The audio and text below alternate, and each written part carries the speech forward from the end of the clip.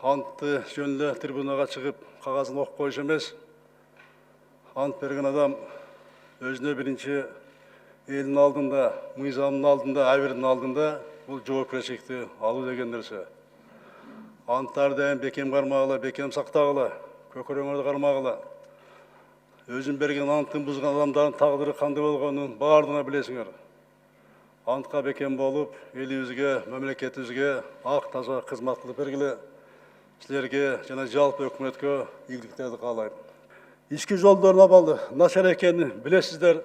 Мұна мен елді қыдырғанда, премьер болғанда, президент болғанда, өзіңерді көріп атастар, айрықша айылдағы жерлер, райондың бор-борындағы жолдар кешіресті. Жолдар бұл союз тарқағандан бері ал жерге 1 метр асфальтта төселдік.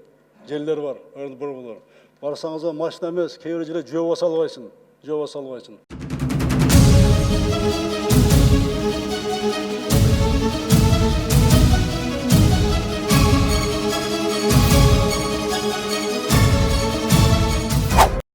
Урматтуу депутаттар, ар кандай маселелердин бир аз тыныгуудан кийин улантабыз. Азыр жаңы дайындалган өкмөт мүчөлөрүнүн ант берүү аземи башталат.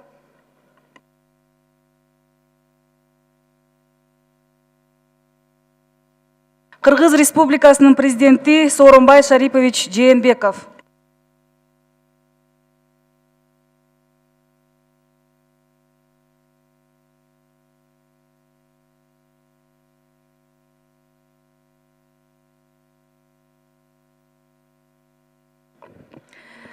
Рахмат, отуруңуздар. Урматтуу Сооронбай Шарипович, урматтуу депутаттар, урматтуу Мухаммедкалый Дүйшөкеевич жана өкмөт мүчөлөрү. Кыргыз Республикасынын өкмөтү жөнүндө Кыргыз Республикасынын конституциялык мыйзамынын 7-чи беренесине ылайык Кыргыз Республикасынын өкмөт мүчөлөрү өз кызматына киришип жатып, Кыргыз Республикасынын президентинин жана жогорку кеңештин депутаттарынын катышуусунда ант берүүлөрү тийиш. Андыктан Кыргыз Республикасынын жаңы дайындалган өкмөт мүчөлөрүнүн ант берүү аземин баштоого уруксат этиңиздер. Ант берүү үчүн Кыргыз Республикасынын вице-премьер-министри Асрандиев Эрик Шамшудиновичти борбордук трибунага чакырам.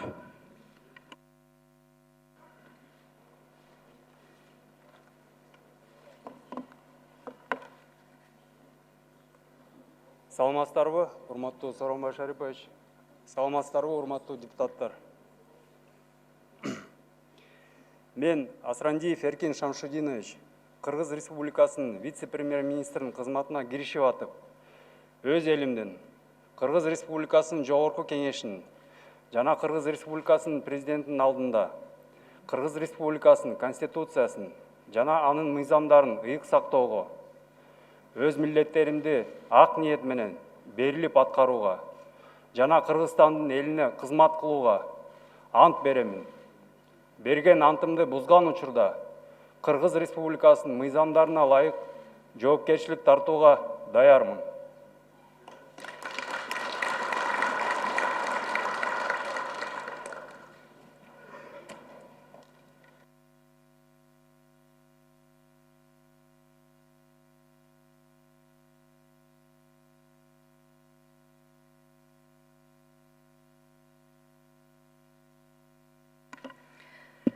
Рахмат.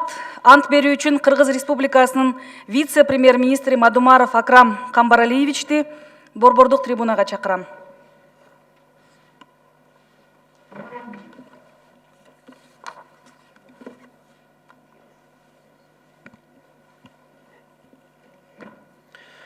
Мен Мадумаров Акрам Камбаралиевич Кыргыз Республикасынын вице-премьер-министринин кызматына киришип жатып, өз элимден Кыргыз Республикасынын жогорку кеңешинин жана Кыргыз Республикасынын президентинин алдында Кыргыз Республикасынын конституциясын жана анын мыйзамдарын ыйык сактоого, өз милдеттеримди ак ниет жана берилип аткарууга жана Кыргызстандын элине кызмат кылууга ант беремин. Берген антымды бузган учурда Кыргыз Республикасынын мыйзамдарына ылайык жоопкерчилик тартууга даярмын.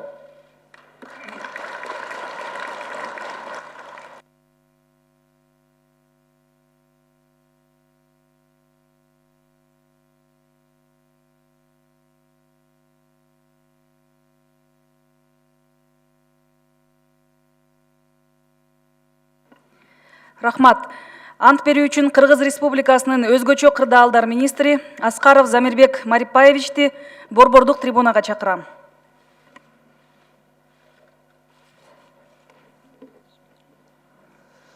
Мен Аскаров Замирбек Марипаевич, Кыргыз Республикасынын өзгөчө кырдаалдар министринин милдетин киришип жатып, өз элимдин, Кыргыз Республикасынын жогорку кеңешинин, Кыргыз Республикасынын президентинин алдында, Кыргыз Республикасынын конституциясынын жана анын мыйзамдарын ыйык сактоого, өз милдеттеримди ак ниет жана берилип аткарууга, жана Кыргызстандын элине кызмат кылууга ант беремин. Берген антымды бузган учурда Кыргыз Республикасы мыйзамдарына ылайык жоопкерчилик тартууга даярмын.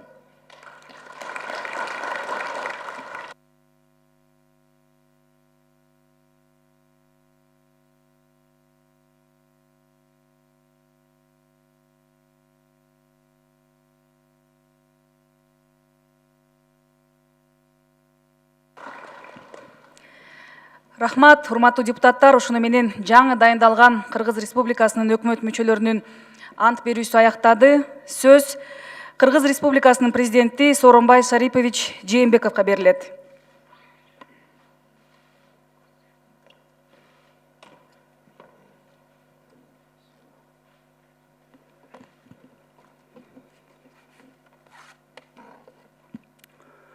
Урматтуу депутаттар, урматтуу Аида Камчыбековна, жаңы өкмөт мүчөлөрү ант беришти. Булардын баардыгын тең бүгүнкү ант бериш менен куттуктайм. Ант бул эми өзгөчө мааниси бар анттын. Бул абдан бийик нерсе. Антты жөн эле трибунага чыгып, кагазын окуп коюш эмес. Ант берген адам өзүнө биринчи элдин алдында, мыйзамдын алдында, абирдин алдында бул жоопкерчиликти алуу деген нерсе. Анттарды дайым бекем кармагыла, бекем сактагыла, көкөрөңөрдү кармагыла. Өзүн берген антын бузган адамдардын тагдыры кандай болгонун баардыгына билесиңер. Антка бекем болуп, элибизге, мамлекетибизге ак таза кызмат кылып бергиле. Силерге жана жалпы өкмөткө ийгиликтерди каалайм.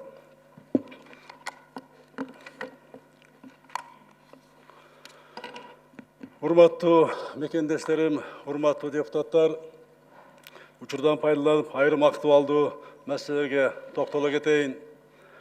Кадырман журтунун колдоосу менен мыйзам чыгаруу, аткаруу жана сот бийлиги менен бирдикте чогуу иштеп жатканыбызга 2 жылдан ашты. Аймактарды өнүктүрүү, коррупция менен күрөшүү, өлкөнү санариптештирүү, социалдык тармакты колдоо, калкты таза суу менен камсыз кылуу, ирригация системасын оңдоо жана мамлекетибиздин улуттук кызыкчылыктарына жооп берген тышкы саясатты жүргүзүүнү убада кылгам. Президентке талапкер катары элиме берген мына ушул жана башка убадаларымды бузган жокмун, алар ырааты менен аткарылууда. Эл менен болгон жолугушууларда жогоруда аталган багыттар боюнча жетишкендиктерге жана кемчиликтерге кеңири токтолуп айтып жатам. Массалык маалымат каражаттары да аларды чагылдырууда. Жетишерлик маалыматыңар силерде да бар деп ойлойм.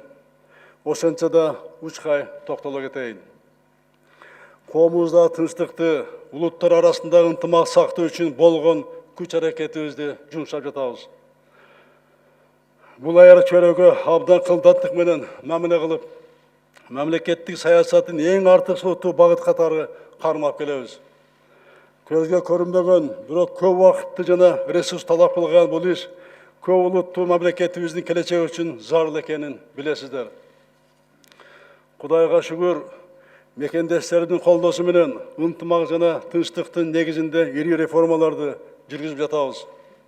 Элет жеринде ишкерликти өнүктүрүп, жумуш орундарын түзүү үчүн салыктык жагын абдан чоң жеңилдиктерди бердик. Каржы агымдарын аймактарга бурдук. Өзүңөр күбө болуп жаткандай, мамлекеттик каржы институттардын каражаттары элет тегешкерлердин демилгесин колдоого багыттадык. Акыркы 2 жылда жергиликтүү бюджеттерди чындоо үчүн кошумча каражаттар бөлүндү. Бул саясатыбыз туура экендигин баарыбыз ынанып жатабыз. Бүгүн аймактарда, мамлекеттик да, жергиликтүү да демилгелер күчөп, алғашқы жиынтықтар көріне баштады. Ел дайыма ақиқатты талап қылады. Ақиқат сот системасына жетіші мақсатында сот реформасы жүріп жатады. Тергөөнүн жана сот процесін ачык айқындығына бағытталған қылмыштардың жана жорықтардың бірдіктүү реестри иштей баштады. Санариптик инфраструктура, аудио-видео байкоо жана протоколдоштуруу киргизилип жатат. Эски репрессивдик мыйзамдардан кетип жатабыз. Мақсатыбыз олуттуу эмес мыйзам бузууларды, жасаган жарандарды, өзгөчө жаш өспүрүм балдарды, криминалдык шөрөнүн түз таасирин сактап калуу, кириптер кылбоо. Ошону менен катар судьялык кызмат орундарга талапкерлерди тандоо сапатын жогорулатуу талабы коюлууда. Мыйзам бузган бир нече судьялар кызмат орундарынан бошотулду. Ушу реформаны баштаар алдында 18-жылы соттук реформа кеңешинин жыйынында соттук корпуска алар баяндама жасап атканда мен суроо бердим эле. Ушу соттук реформаны ишке ашырыш үчүн соттук корпуска эмне керек деп. Ошондо айтышты эле, бизге саясий эрк жана каражат керек деп. Мына саясий эрк бар. 19-жылы көптөгөн каршылыктарга карабастан соттук укуктук реформаны баштадык. Каражаттарды 19-жылга башка тармакта талап кылып турса дагы соц тармак 38%га соттук реформага соц системасына бөлүндү, көбөйтүлдү. Санариптештирүү болуп жатат. Эң алдыңкы технологиялар менен аудио фиксация системасында киргизилип жатат. Биз мына аткарып жатабыз. Бирок 2 жылдык мына биздин байкоолор көргөздү, бир эле бул жетишсиз эмес экендигин. Биринчи, бир сот орну боюнча сот системасын тазалоо мүмкүн эмес экенин көрсөттү. Мына мен соттордун жыйында да айтып атам. Ар кандай жыйында. Биринчи, өзүңөрдүн адамдык абириңерди, ички ыйманыңарды козгогула. Ошондо гана соттук реформа ийгиликке жетет, болбосо жетпейт деп. Ар бир жердеки иштеген сот өзүнүн абирин, ыйманын козгош керек. Ансыз канча каражат жумшабайлы, бул реформа ишке ашуусу ийгиликке жетпей турган көрүнүп турат. Ошон үчүн бизде дагы айтам, сот системасына эрк бар, каражат бар. Бардыгы бар. Мына иштин бардыгы өзүңөрдүн баштагыла, оңдогула. Коррупция каршы күрөштү улантып жатабыз. Кол тийбес, туруктуу иштеген коррупциялык схемалар түзүшкөн айрым жогорку чиновниктерге, пара алуучуларга каршы ачык күрөш жүрүүдө. Бул иш мындан да уланат, токтобойт, бул күчөйт. Анын жүрүшү Коопсуздук кеңешинин 3 жыйналышында каралды. Силерде толук маалымат бар. Албетте коррупционерлерди камоо жолу менен гана коррупция жое албайбыз. Коррупцияны алдын алуу максатында өлкөнү туташ санариптештирүү, экономикалык кылмыштарды декриминалдаштыруу жолдорун колго алып жатабыз. Санариптештирүү саясатын жыйынтыгы катары учурунда жарандарыбызга 191 мамлекеттик кызмат көрсөтүү жана сервис электрондук форматка жеткиликтүү болду. Негизги максат мамлекеттик кызмат көрсөтүүдө жарандарыбызга ыңгайлуулук жаратуу жана адам фактарын жокко чыгаруу. Халктын аяр катмарына мамлекеттик кызмат көрсөтүүдө бардык багыттар боюнча санариптештирүү иши уланууда. Натыйжада жөлөк пулдарды төлөөдө ачыкча бюрократия жокко чыгарылып, социалдык жардамды төлөөгө дарексиз жолдонуп жаткан бюджеттик каражаттар үнөмдөлүүдө. Санарип саламат сактоо тармагына да кирүүдө. Мына жакында буйруса азыр даярдап атышат, саламат сактоо системасын Коопсуздук кеңешинин жыйында дагы карайбыз бул тармак боюнча. Укук коргоо органдары бардык региондордо бирдиктүү терезе борбору аркылуу элге кызмат көрсөтүүдө. Бирдиктүү терезе принцибин калкка кызмат көрсөткөн бардык мамлекеттик органдардын ишине киргизилет. Бул санариптештирүүнү мен эле тапкан жокмун. Бул бүт дүйнөсү санариптештирүү жолу менен эң алдыңкы технология киргизип, мына алдыга кетип атышат. Тилекке каршы биз кеч баштадык, Biz артта қалдық. Бирок біз абдан амбициялы мақсат қойғанбыз, ошону иштеп атабыз. Біз Борбордук Азияда ең алдыңкы мамлекет болобуз деген. Муну эми баардыгын туура түшүнүп турасыңар. Бул коррупциянын жоюу бир гана жолу, азайтуу жолу бул санариптештирүү. Ошон үчүн санариптештирүү менин өзгөчө президенттин көзөмөлүндө менин приоритеттүү тармак катары мына күнүгө бул боюнча иштеп жатам. Мына 2016 жылы мына сиздер колдоо бергенсиздер, мен жаңы премьер болгондо мамлекеттик технология жана байланыш комитетин түзгөнбүз. Ошонун негизинде түндүк электрон системасын биринчи киргизгенбиз. Пилоттук режимде баштаганбыз. Бөлөк тилекке каршы бир кыска мөөнөттө бул согундап кетти. Бирок азыр биз колго алдык буну колго алып, каражаттарды бөлүп, тиешелүү адистер менен камсыз кылып, буну азыр тездетип атабыз. Тездетүүнүн ишин дегенде бул санариптештирүү бизге мамлекеттик аба менен суудай керек азыр. Ошон үчүн буга баардык мамлекеттик органдар, үч бийликтин бутагы тең, мен баш болуп, электрондук башкарууга өтүшүбүз керек. Мына биздин аппарат президент өттү азыр баардыгы тең. Электрондук башкарууга толук өттү. И башка мамлекеттик органдар дагы өтүш керек. Мына биз кичине согундап кеттик, колго алдык. 19-жылы Эстонияда 130 мамлекет катышкан жылда электрондук башкаруу системасы боюнча конференция болот. Ал жерде жыйын өтөт. Ошо 130 мамлекеттен бир гана мамлекетке берет. Бизге 19 жылкы сыйлыкты кыска мөөнөттө түндүк электрондук системасы жетишке ийгиликтер үчүн деп туруп мына бизге берди. Биздин түндүк электрондук системабызга. Бул деген айтып турат. Биз туура жолдо кетип атабыз. Ушул системаны күчөтүп, талапты коюп, ушуну биз турмушубузга баардык тармактарга киргизишибиз керек. Мына Кудайга шүгүр, азыр 62 мамлекеттик орган баарды кирип атат, 28 коммерциялык орган киришип атат. Буюрса сапатына дагы мына карай баштадык, буну ишке киргизебиз. Санарип аймак, айыл өкмөттөрүн баардыгын тең быйыл 20 жылга чейин мына киргизебиз. Өткөндө мен мына көрүп келдим, атайбар Лебединовка айыл өкмөтү. Жөнөкөй нерсе, көп да каражат кетпейт. Ага эрк керек, азыраак каражат керек табып иштеткенге, адистер керек. Мына ушуну колго алышыбыз керек. Коопсуз шаар долбоорун ишке киргизүү менен видео байкоо системаларын орнотулган жерлерде жол кыргызтарынын саны дээрлик 50%-га азайды. Республика боюнча дагы кошумча 300-дөн ашык видео байкоо аппараттык комплекстер орнотулат. Коопсуз шаар долбоору менен катар Бишкекте жана түзүлгөн милициянын кайгылуу кызматынын иши башталды. Жылдын аягына чейин кайгылуу кызматы баардык аймактар боюнча жайылтылат. Социалдык тармакта эмгектенгендер мамлекет тарабынан колдоо иш уланат. Үй бүлөлүк врачтардын айлыгы орто эсеп менен 30%-га чейин жогорулады. Мугалимдердин эмгек акысы 30%-га көбөйдү. Учурда ден соолугу мүмкүнчүлүгү чектелген балдарды колдоо үчүн социалдык жөлөк пулунун өлчөмү 3000 сомдон 4000 сомго чейин көтөрүлдү. Бул балдары баккан ата-энелерге 2019 жылдан тартып айлык төлөнө баштады.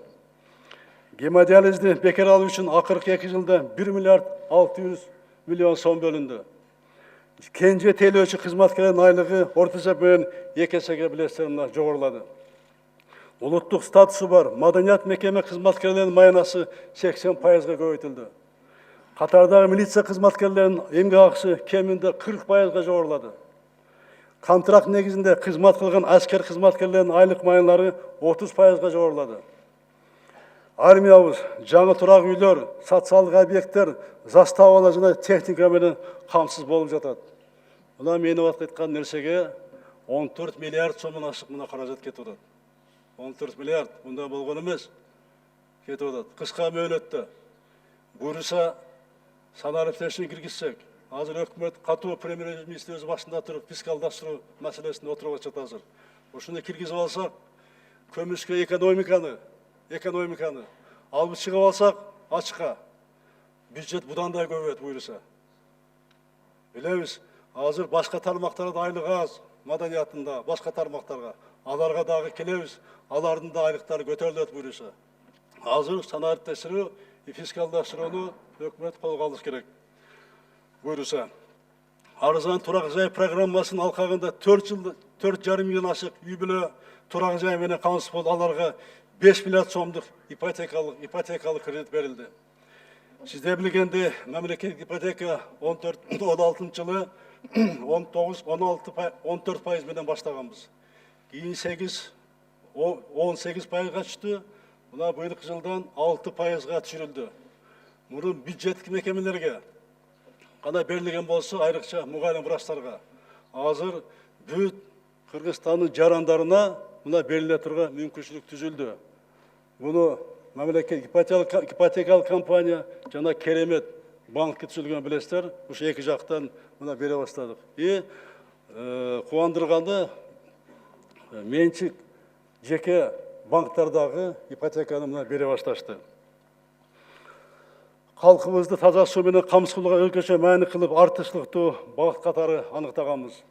Ақырғы жылдары 107 айыл таза су менен қамсы болды. 2024 жылға чейин 715 айылда құрылыш іштерін бүтіріп, таза су инфраструктурасын жаңғыртабыз. Жалпылап айтканда, жақынғы 5 жылда Қырғызстанның барлық аймақтары таза су менен қамыс болады. Бүгін ел аралық финансалық институттардың қаржылауы арқылы 588 айылға тізім түзіліп, бардығы бол 33 миллиард сомдық финансалық бұлақтар анықталды.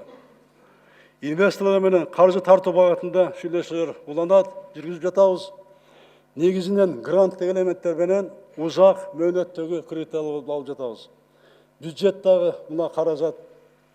дағы мына қаражат қаралып, мына 5 миллионға шейін таза суға көбейді. Эми мына көп айтышы мүмкін, қайырғы басы тазасы деп айтады. Таза су бұл халқымыздың, балдарымыздың денсаулығы. Біз улутубуздун саламаттығы бұл.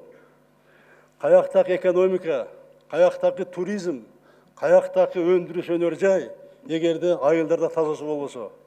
Таза су жерге кім келеді, қайсы турист келеді, қайсы өндіріс салынады, қаяқтағы экономика болады. Турист келмек тұрсын, таза су жоқ жерден миграция күшеп атады. Суға су жоқ, таза су жоқ жерден. Біз үшіні тоқташуымыз керек. Таза су келсек, миграцияда тоқтай баштайды. Өндіріс тағы іштей баштайды. Ішкерлер бара баштайды. Туристер де келе баштайды. Аларға шарт түзіле баштайды. Мына ошон үшін мемлекетіміздің, еліміздің бұл келешегі, балдардың келешегі болған үшін бұға өзгөчө көңіл бұрып атам, менің көзім önünde болады. Ирригация программасы іске асыруға өзгөчө мәні беріп жатабыз. Бұл бекерінен емес.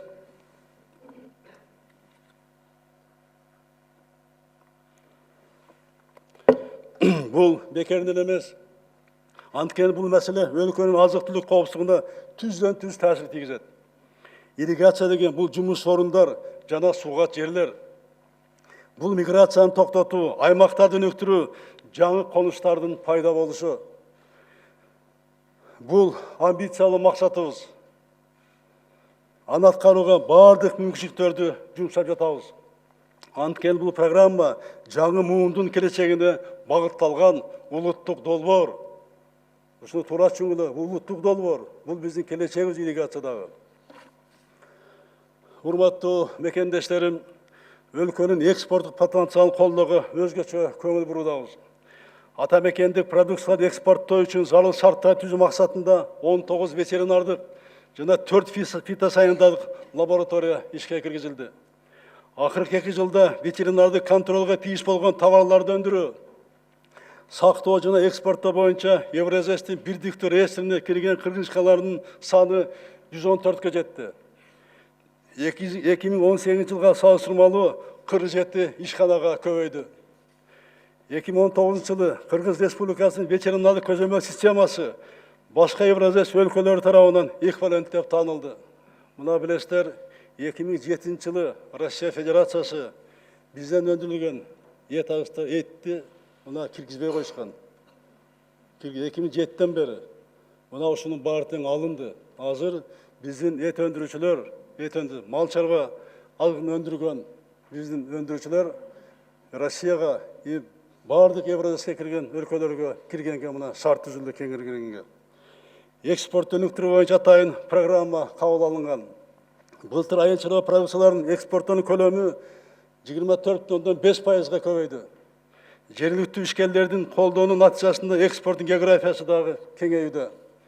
Мисалы биздин ишкерлер Кытай, Бириккен Араб Эмираттары, Сауд Аравиясы, Катар, Япония жана башка мамлекеттерге продукция чыгара башташты. Мына экспортко чыккан ишкерлерди ошол ишканаларды мына колдоо боюнча мына атайын программа кабыл өкмөт дагы атайын бюджеттен билесиздер 2 жылда былтырда 2 миллиард кирген, бирок тилекке каршы 5 миллион гана бөлүнүп калды. Быйыл 2 миллиард кирди. Бул ишкерлерди бюджеттен дагы, Кыргыз-Орус фондунан дагы, мамлекеттик банктардан дагы мына каржылоо системасын колго алып атабыз. Мун үчүн дегенде экспортко чыкмайынча жумуш орунду түзө албайбыз бияктан. Бизге валюта кирбейт. Мына билесиздер өткөн жылы Кытай Республикасынын төрагасы урматтуу Си Цзиньпин мырза келгенде дагы ушул маселеде сүйлөшүү болду. Биздин продукцияны Кытайга киргизүү боюнча мына билесиңер 5 продукция кирип атат азыр. Кирип атат Кытайга. Ушуну көбөйтүш боюнча ал киши дагы түшүнүү менен кабыл алды. Кабыл алып мына азыр алар келип атышат. Бизде иштеп атышат. Азыр дагы 7 протоколдун үстүнөн иштеп жатышат. Ал жака киргизгенге. Үчүн дегенде бул рынок бизге жакын, алыс эмес. Продукциянын себестоимосу өзүнүн аркында дагы көп таасир этпейт. Ошон үчүн иштеп атабыз. Бул багыт боюнча дагы мына азыр Кытайдын бирдиктүү реестрине 13 сүт чыгаруучу, 4 бал сүт өндүрүүчү, 4 бал өндүрүүчү ишкана кирди. Бул деген нерсе 13 ишкана, 4 бал өндүрүүчү ишкана кирет. Башка дагы айыл чарба продукциянын товарларды азык-түлүктү киргизүү боюнча ишти алып барып атабыз. Будан дагы буйруса жыйынтык болот. Бул жака буйруса ошо Кытай Республикасынын төрагасы Си Цзиньпин мырзанын жардамы менен бул жак боюнча дагы иштер жүрүп жатат. Энергетика тармагында долбоорлорду ишке ашыруу уланууда. Токтоолуу кесип реконструкция иштери жүргүзүлүүдө. Учурда Камбара кесинин экинчи гидроагрегатын эксплуатацияга киргизүү, ат башы кесин реконструкция боюнча иштер уланууда. Камбара табир кесинин жана жогорку нарын кестеринин каска курулушунда инвестиция каралууда. Жакында Каса 1000 электр чубалгысын тартуу иштери башталат. Бул долбоор электр энергияны экспорттоо мүмкүнчүлүгүбүздү арттырат. Энергия сектору жоготууларды азайтууга өзгөчө көңүл бурулду. Бул чөйрөдөгү негизги биздин максатыбыз каржы агымдарын ачыкка чыгаруу энергетика системасын. Ачыктыкты камсыз кылуу. Үчүндө энергия системасы эч качан ачыкка чыгарган эмес, ички финансын. Мына ушул иште иштеп атабыз. Буну чыгарабыз буюрса. Мына азыр билесиздер, жакшы жыштар бар. Былтыркы жыл менен эле 2 миллиард сомго жакын ички резервтерин азайтышты. Стратегиялык мааниси бар жолдор куруу улантылып жатат. Транзиттик потенциалы жогору болгон жолдорду курууга жана оңдоого артыкчылыктуу маани беребиз. 2019 жылдын жыйынтыгы менен республика боюнча 335 километр жолго асфальт төшөлдү. Мындай болгон эмес, урматтуу депутаттар. Ички жолдордун абалы начар экенин билесиздер. Мына мен элди кыдырганда, премьер болгондо, президент болгондо өзүңөр эле көрүп атасыздар, айрыкча айылдакы жерлер, райондун борборундагы жолдор кечиресиздер. Жолдор бул Союз таркагандан бери ал жерге 1 метр асфальт төшөлдү. Жерлер бар, борборлор. Барсаңыз машина эмес, кээ бир жерде жөө баса албайсың. Ушунун баарын эске алып, мына былтыр райондун борборлоруна асфальт төшөөнү баштаганбыз. Мурун баштаганбыз. Анда жаш колдоо болбой алган. 2 жыл болду. Мына быйыл да киргизип атабыз. Былтыркы жылы 141 километр асфальт жол басылды. 40 район, 8 шаарга. Быйыл 150 километрди буюрса адамда көбөйткөнгө аракет кылып атабыз. Муну сүйлөшүп атабыз. Жолго асфальт төшөө пландалууда. Бул абдан керек.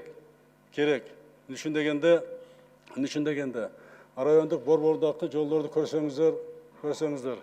Ал жерде түндөсүп бассаң, кыргызча айтканда бутуң сына тургандай болуп калган. Ошон үчүн буну 5 жылда оңдосок болот. 3 километрин жылына каражат бөлүп, мына 8 миллион сомго жак каражат кетип атат. Бөлүп турсак, сиздер менен бирге бул маселе 5 жылда чечилет.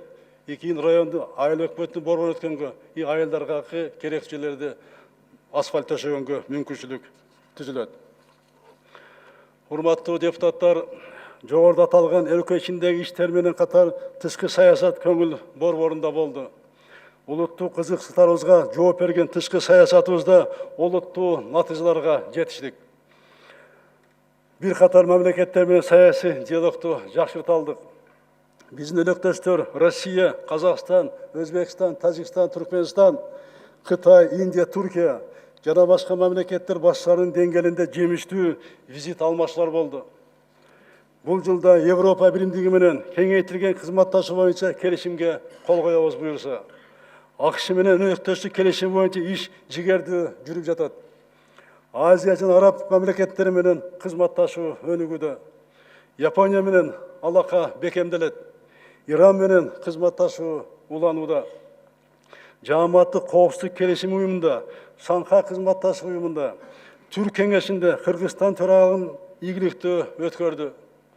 Тарыхта биринчи жолу ЮНЕСКОнун аткаруучу комитетине толук кандуу мүчө болуп шайландык. Мамлекеттик кызыкчылыкка басым жасаган Кыргызстандын тышкы саясатынын жаңы концепциясын кабыл алдык. Акыркы 12 жылда биринчи жолу Кыргызстандын чет өлкөлөрдөгү элчилери менен кеңешме өткөрдүм. Элчилерибизге конкреттүү тапшырмалар берилди. Анын ичинде чет өлкөлөрдөгү жарандарыбыздын укуктарын коргоо, аларга жардам берип, шарт түзүү тапшырылды. Экономикалык, экологиялык дипломатияны өтүрүүгө өзгөчө басым жасалды. Ушул жерде айтып кетейин, мына мурун биздин элчилерибиз өзү мөөнөтү 3 жыл, 4 жыл деп иштегенинде, иштебеген дагы отура берчү. Кимиси жакын болсо калат, жакын болуп кете берчү. Эми андай болбойт. Ушу талапты койдук. Азыр тышкы иштер министрлигинин азыр критерийлери бар. Ар жылда жыйынтык чыгарабыз. Эгерде жыйынтык болсо иштейт, жыйынтык болсо иштебейт. 3 жыл, 4 жыл күтпөйбүз муну. Күчтүү калдар менен толуктай баштайбыз буйруса. Мына буну да колго алдык. 4 жыл союздашуу, 2020 жыл союздашуубуз жана стратегиялык өнөктөшүүбүз Россия менен эри шаркак мамилелердин жылы деп жарыяланды. Башка бир катар иш-чаралар менен бирге Улуу Ата мекенин согушта жеңиштин 75 жылдыгын белгилейбиз. Кудай кааласа биргеликте белгилейбиз. Жеңиштин 75 жылдыгы Кыргызстанда жалпы элибиз тарабынан эң жогорку деңгээлде майрамдалат. Биз ата бабаларыбыздын баатырдыгын жана каармандыгын эстен чыгарбайбыз. Тарыхты кайра жазуу аракеттерине каршы чечкиндүү күрөшөбүз. Биздин келечегибиз үчүн жанын кыйып, өз өмүрүн ардаган аталарыбыздын элесине терең урмат менен таазим этип, дайыма эскерүүгө милдеттүүбүз. Урматтуу депутаттар, быйыл парламенттик шайлоо жылы. Алдыга саясий процесске карата көптөгөн саясий өнөкөттөр козголот. Партиялардын саясат менен алпырышуу күчөйт. Бул иш парламенттеги фракциялардын дагы саясий калагыды болуусун шарттайт.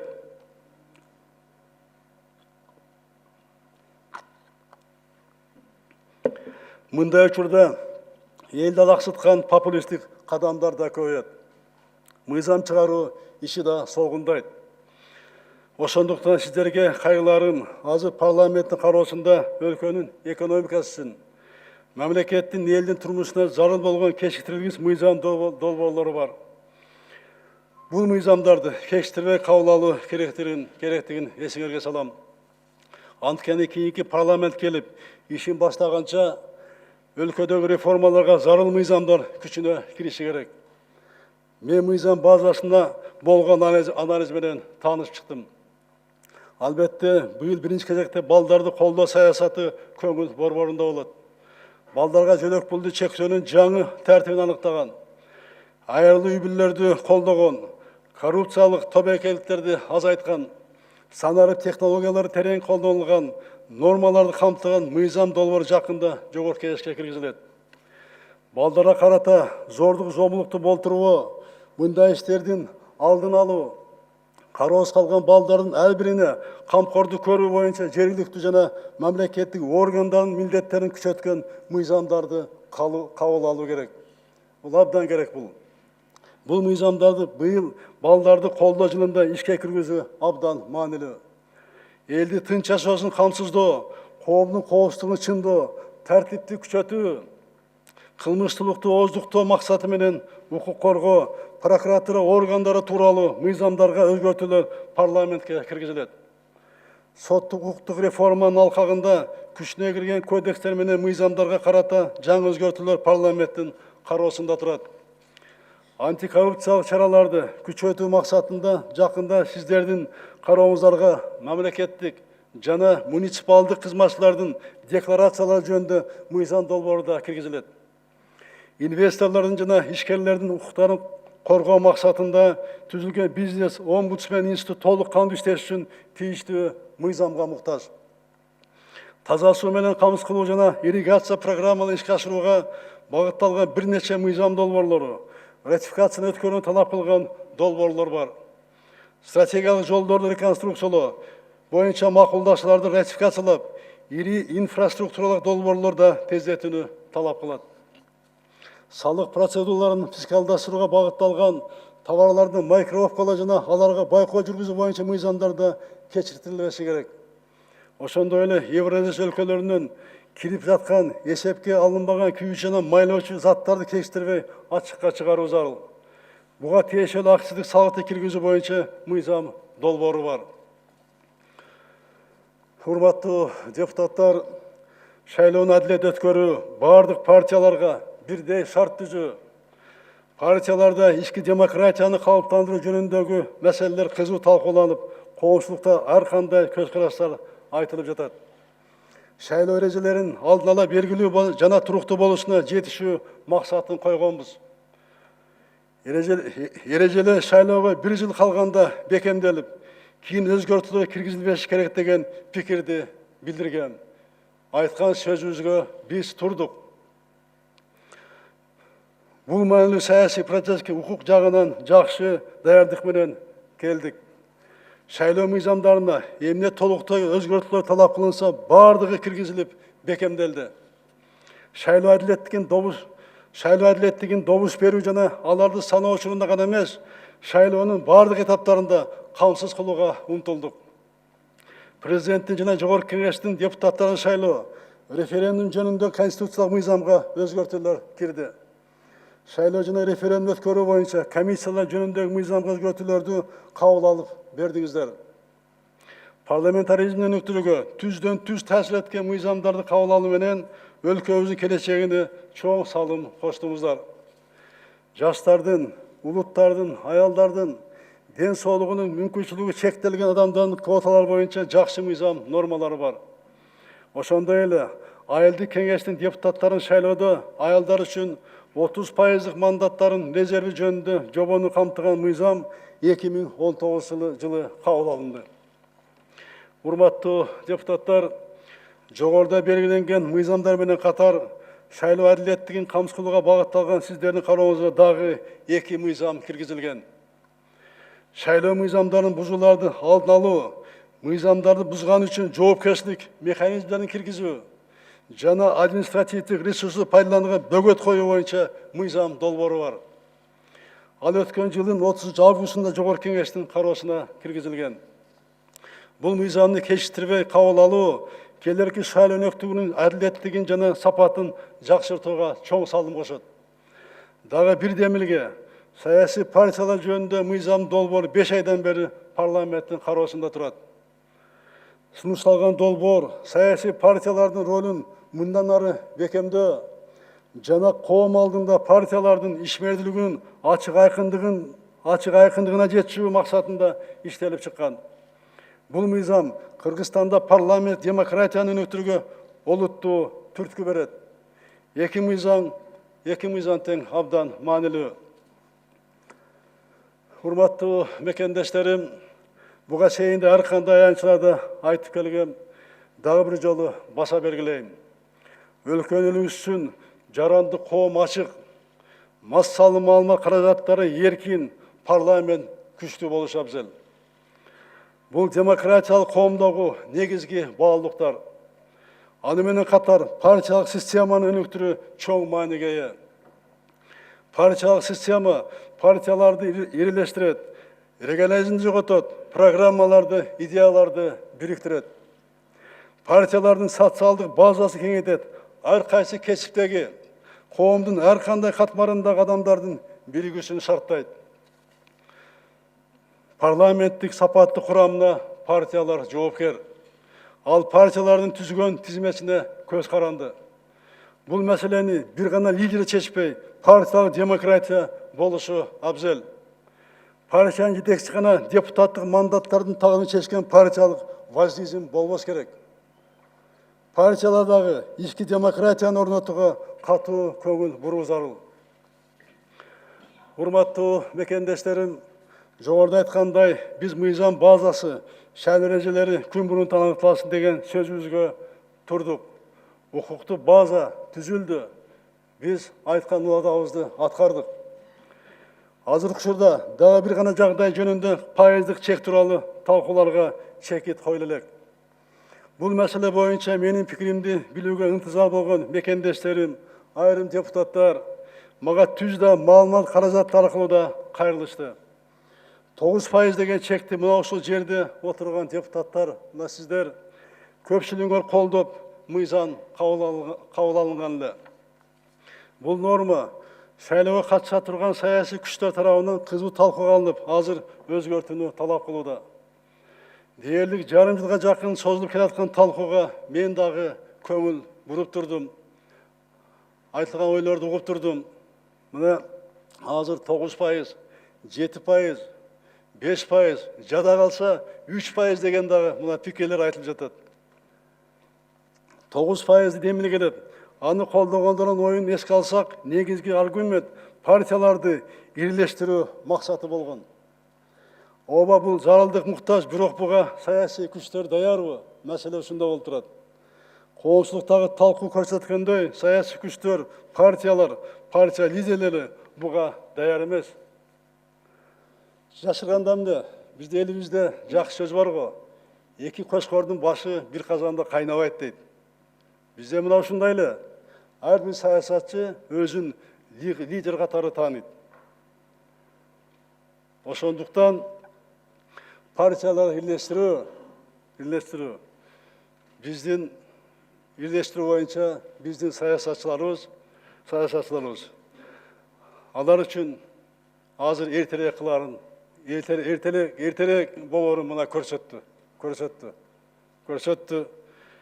7% бул биз басып өткөн сыноодон өткөн жол. 5 жана 3% айткандар жаштарга мүмкүнчүлүк берели деген элдин кулагына жага турган аргументтерди айтууда. Бирок чынында жаштарды бетке кармап алып, бул жерде деле өз камылгасын көргөн жайдарлар болуп жатат десек жаңылышпайбыз. Азыр пайыздык босого боюнча мыйзам долбоору талкууланып жатат. Депутаттар терең талкуудан өткөрүп, жет өлчөп биркишет деп ойлойм. Менден бардык партияларга карата бирдей мамиле болот. Өзүн айтып тургандай, партия деген жалпы коомдун гана бир бөлүгү. Мен кайсы бир партияга эмес, жалпы элге кызмат кылуу үчүн шайланып келгем. Жалпы элге кызмат кылуудамын. Шайлоодо жеңип келген партиялардын кимиси болбосун, мамлекеттин кызыкчылыгында чогуу иштегенге мен даярмын. Урматтуу мекендештерим, өз таасирин сактап калууга аракет кылгандар тарабынан менин иш аракеттериме көрүнүүдө көмүскөдө тоскоолдуктар болгонун билесиздер. Коррупциянын туу башында тургандар, реформаларга каршы болгондор ачык эле чабуулга чыгышканы белгилүү. Элибиз гана эмес, эл аралык коомчулуктагы Кыргызстанда эмне болуп кетет деген кооптонуу менен өлкөбүзгө назар салып турду. Дагы эле назар салып турат. Кудайга шүгүр, сабырлык сактап, чагымчылдыкка, провокацияга алдырган жокпуз. Элибиздин колдоосу менен коомдогу тынчтык сакталып, жарандардын тынч жашоо ыргагы бузулган жок. Эл менен бийликтин ажырымына жол бербөөнү, коомдогу биримдикти сактоону, улут аралык ынтымакты, өлкөдөгү тынчтыкты коргоону баарынан бийик кармадык. Бұл баалыктарды бекем сактоо керектигин акс окуяларынын, март жана апрель революцияларынын сабактары айтып турат. Шейит кеткен батылдардын элеси ар кандай саясий максаттарга караганда коомдун тынчтыгы, өлкөнүн келечеги алда канча бийик турарын эстетип турат. Быйыл апрель революциясынын 10 жылдыгын өткөрөбүз. Каргашал июнь окуяларына да 10 жыл болот.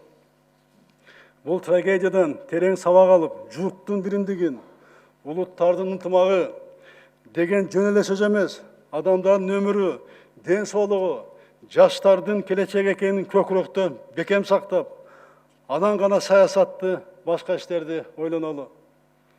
Урматтуу мекендештерим, урматтуу депутаттар, шайлоо жакындаган сайын саясий активдүүлүк жогорулайт. Бул эми табигый көрүнүш, бул болуп келген болот. Саясатчылар элдин көңүлүн буруу максатында көп жылдан бери келаткан көйгөйлөрдү козгойт. Элдин оюн алагды кылып, өз кызыкчылыгын көздөп, объективдүү эмес маалымат таратууга баргандар да болот. Мындай жоопкерчилик мамлекетибиздин коопсуздугуна, элибиздин тынч турмушуна терс таасир этет. Келе турган инвесторлорду кооптондурат, иштеп жаткандарды чочутат. Шайлоого ким кандай катышса, ал өз эрки. Бирок шайлоодон кийинки турмушту, өлкөнүн келечегин унутпайлы. Шайлоону мамлекеттеги тынчтыкка кедергиси тийгизбей, инвестициялык климатка залал келтирбей өткөрүүгө биз бардыгыбыз милдеттүүбүз. Мамлекеттеги тынчтык, жарандарыбыздын коопсуздугу баарына кымбат экендигин эстен чыгарбайлы. Коомубуздун ачыктыгын пайдаланып, өздөрүнүн жеке кызыкчылыгын жалкы коомго тануулагысы келгендер да жок эмес. Тигил же бул маселени кысым көрсөтүү, ультиматум жолу менен чечүүгө аракет кылгандар да бар. Дагы бир жолу баса белгилеп айтып коеюн, бардык маселе укуктук талаада чечилет. Коомубузда тынчтыкты бузууга батынгандардын аракети мыйзам алкагында сөзсүз өз баасын алат. Урматтуу депутаттар, өлкөнү кайсы жол менен өнүктүрөбүз, кайда барабыз, так аныкталган. Өлкөнү өнүктүрүүнүн улуттук стратегиясын кабыл алганбыз. Анын алкагында менин президенттик ишим бүткөнгө чейин мөөнөткө 2024 жылга чейин аткарылчу иштердин программасы иштеп жатат. Силер менен чогуу жасай турган ишибиздин максаты жөнөкөй жана түшүнүктүү. Коррупцияны озуктап, кылмыштуулукту жоюп, трайбализмди жүрөктөрдөн жууп таштай турган баалыктарды коомдун турмушуна киргизели. Региондор өнүгүп, жарандарыбыз ырыскысын бөтөн жерди издебей, өз мекенинде жумуш менен камсыз болушуна шарт түзөлү. Сот системасында адилеттикти орнотуп, сотторго күч органдарына элдин ишенимин кайтаралы. Жаңы укуктук маданиятты жашоо практикабызга толук киргизели. Турмушта санариптик кеңири колдонгон коомду, жаңы технологияга негизделген экономиканы түптөйлү. Журтубузга ак ниет кызмат кылуу, мекенибиздин көз карандысыздыгын, элибиздин эркиндигин, жерибиздин бүтүндүгүн сактоо ар бирибиздин жашообуздун маңызы болуш керек. Ата-бабаларыбыз кылымдар бою күрөшүп жүрүп, бизге ажайып кооз жерди, адилеттикти туу туткан, ар кандай улуттардын ынтымактуу жашоосун камсыз кылган коомду мурас калтырды. Аларды аздектеп сактап, кийинки муунга өткөрүп берели. Ар бир жаран жагымдуу, терең билим ала турган чөйрөдө, бекем ден соолукта, татыктуу маян алып жумушта, алган жумушта, сый урматка бөлөнүп жашоосуна шарт түзөлү. Урпактарыбыз кыргызстандык болгону менен сыймыктанып жашоос үчүн бардык күч аракетибизди жумшайлы. Баарыбыздын түпкү максатыбыз бирөө гана: Кыргызстанды күчтүү, өнүккөн мамлекет кылуу. Өлкөдөн өткөн дөөлөт жок. Кыргызстаныбызды жараткан Кудайым өзү колдосун. Элибизде ар дайым аманчылык, жерибизде дайыма тынчтык болсун. Рахмат сиздерге, көңүл бурганыңыздарга. Рахмат. Урматтуу Сооронбай Шарипович, Жогорку кеңештин депутаттарынын жана өзүмдүн атымдан өкмөт мүчөлөрүнүн ант берүү аземине келип катышып бергениңиз үчүн сизге терең ыраазычылык билдирүү менен өкмөттүн жаңы дайындалган мүчөлөрүнө чын ден соолук, кажыбас кайрат жана иштерине албан ийгиликтерди каалап кетүүгө уруксат этиңиздер. Рахмат сизге да. Рахмат, урматтуу депутаттар.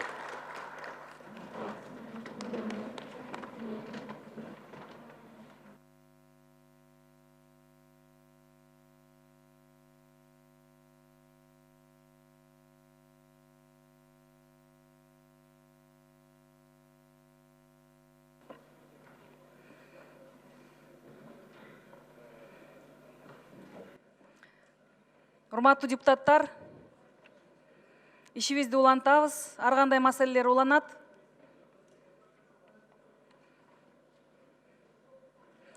Өкмөт мүчөлөрү сураныч, залдан тынч чыгып кетсеңиздер. Сөз Ормонов Улукбек Зулпукаровичте.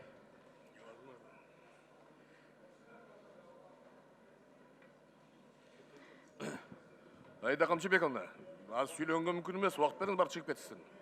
Азыр бир аз тыныгуудан кийин улантабыз. Зал тынчтанып, өкмөт мүчөлөрү.